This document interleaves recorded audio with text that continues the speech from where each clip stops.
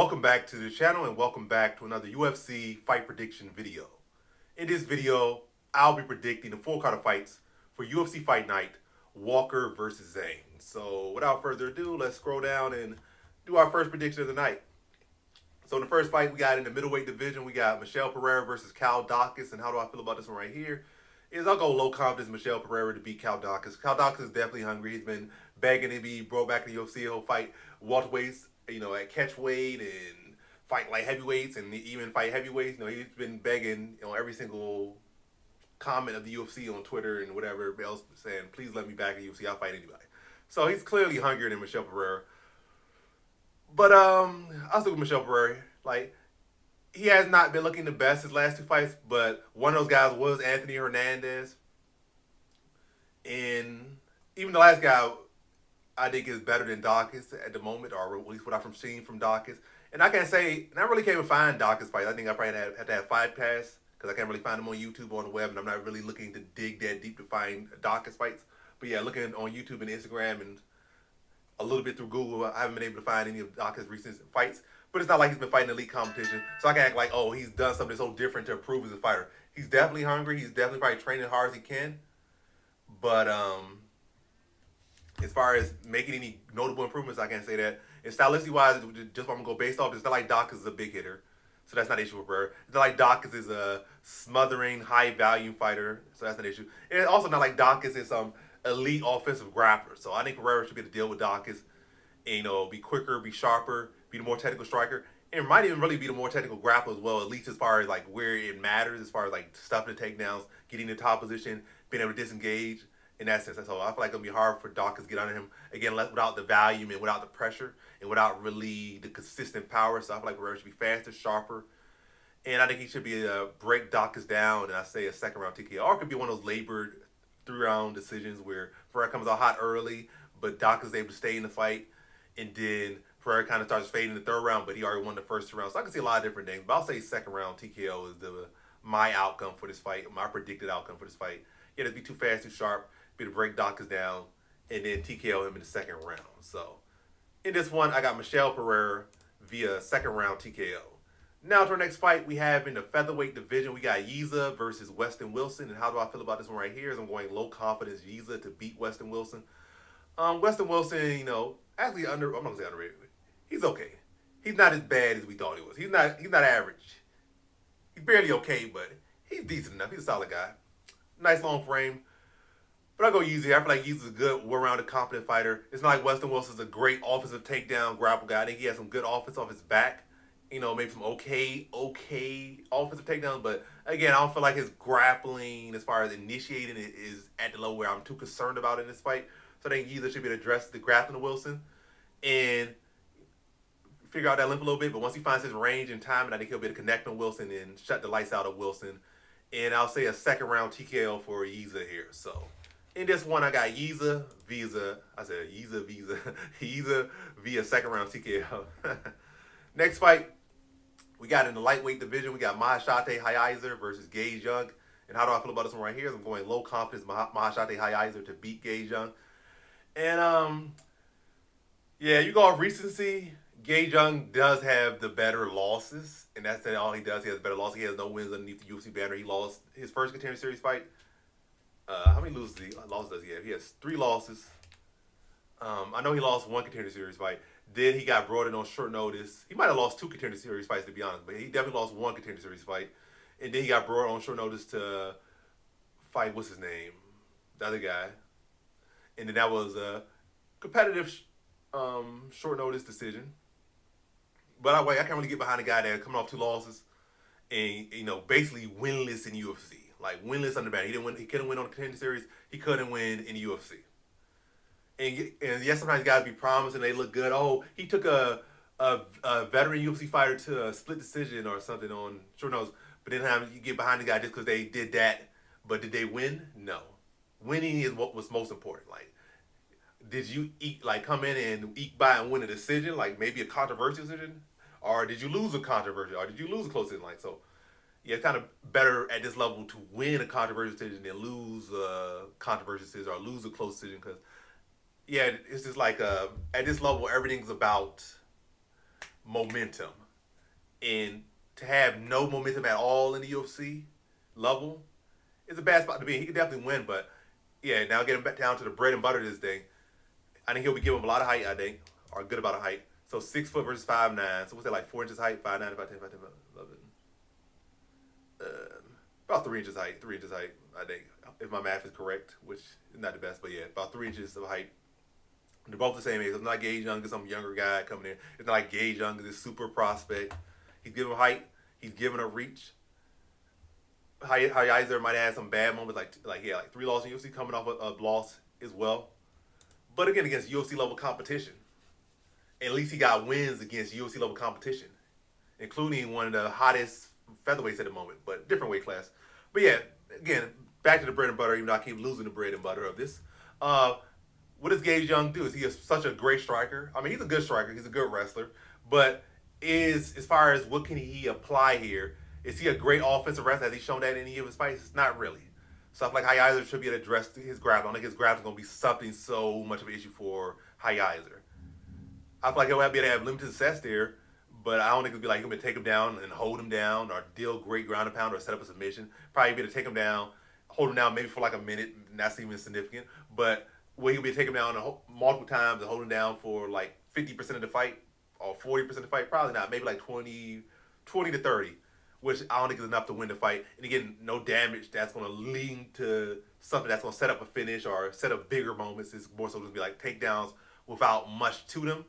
And then Hayisaer just biding his time and get back to his feet and be the longer, quicker striker and more technical striker and be the deal damage to Young. And I think this goes a distance. But yeah, I think Hayisaer will be the dress to grappling Young and then just be the busier, more technical, more effective striker and beat Young by decision here. So in this one, I got Maheshate Hayisaer via decision.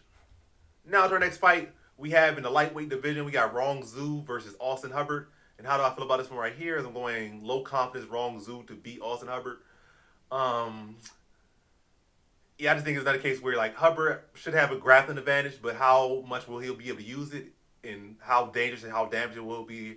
I just don't think there will be enough. I think Rongzhu will be able to address the grappling to a good amount, hold him to under 20% of the fight, 20% of that 15 minutes, under 20% of that 15 minutes of control time or grappling success, probably limit him to about 3 takedowns or less, probably like 2 takedowns or less.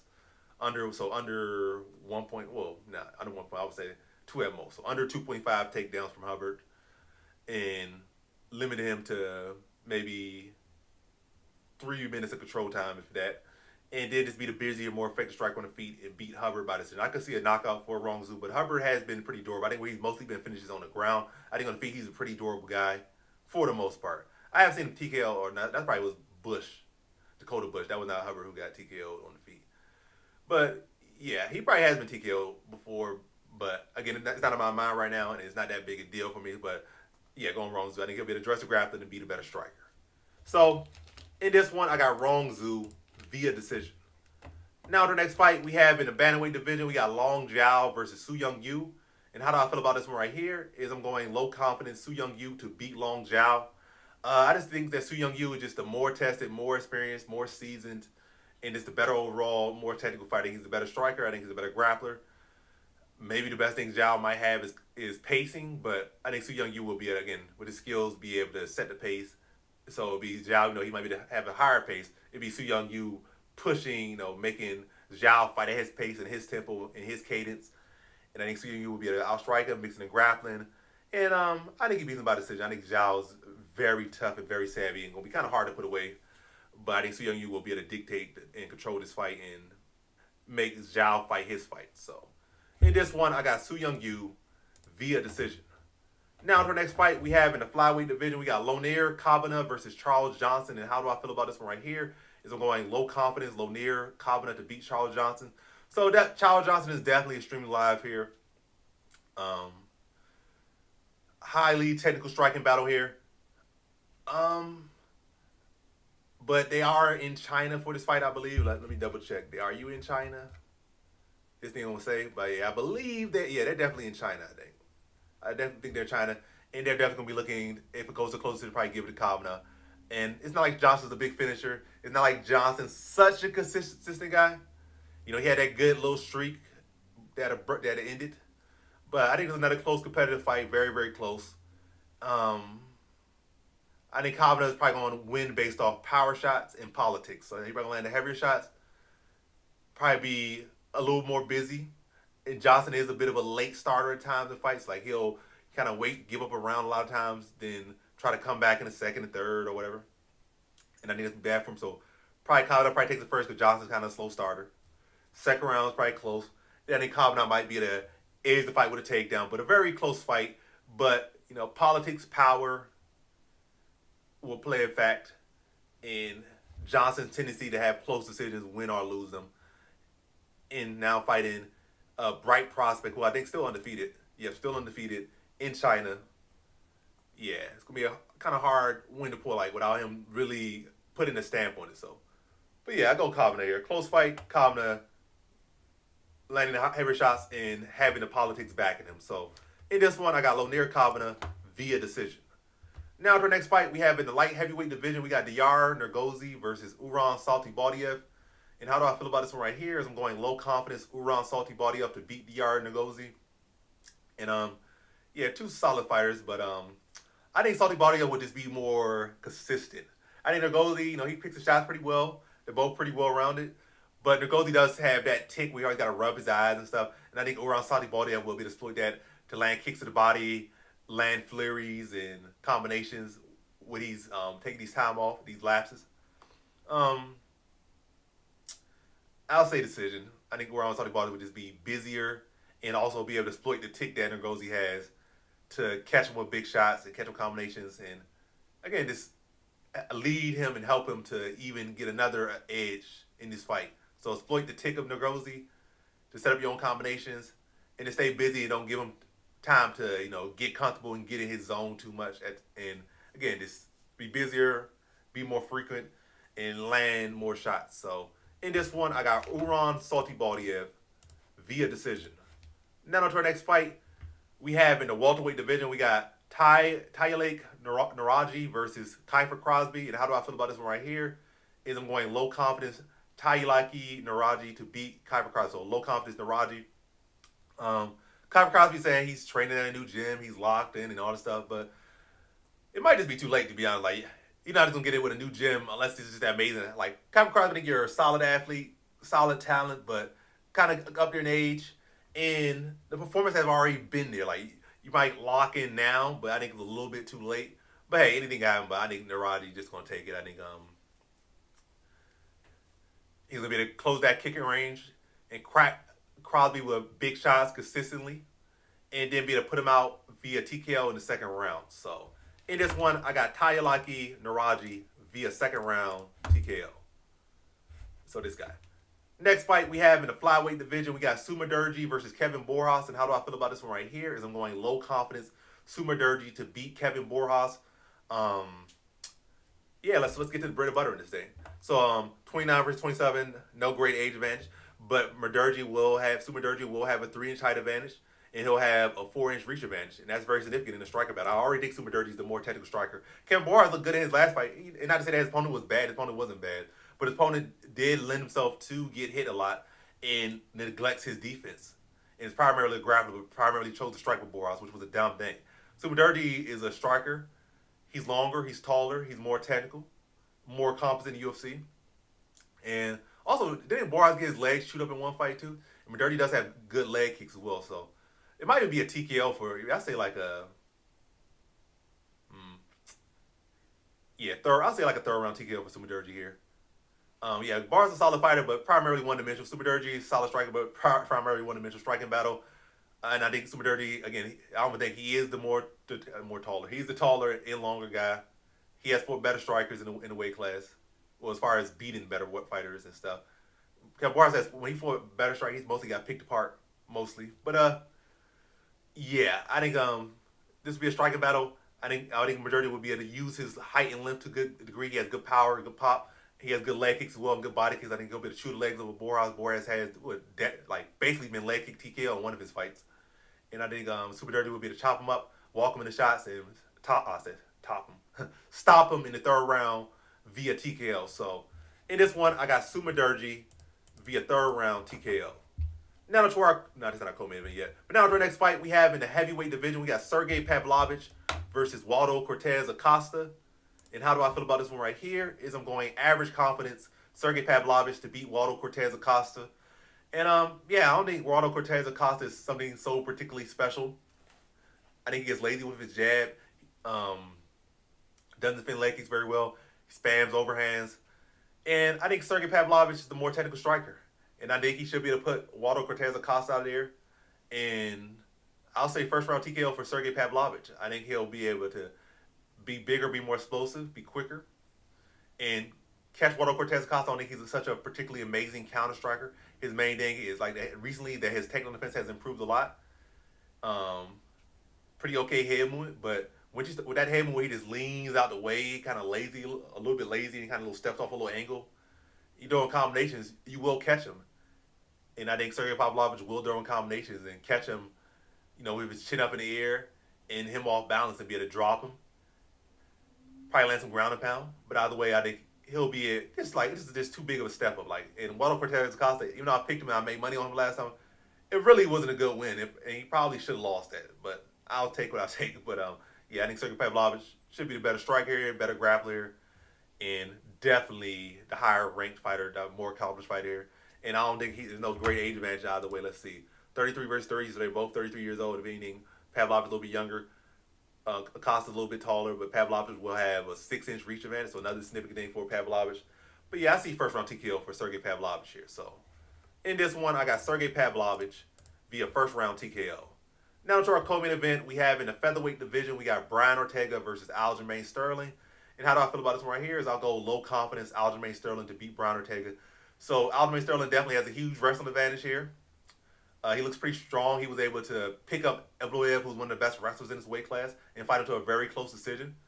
I do kind of worry about Sterling fading. I feel like his cardio condition is good, but I just feel like he just has this tendency to just fade for whatever reason. Like, why are you fading? Like, you train all the time. You train with Rob. You're supposed to have such great condition, but whether it be a mental thing or this is just a visual looking thing, it's just like he kind of fades in fights. So that's a concern here. But luckily, this is just 3 rounds.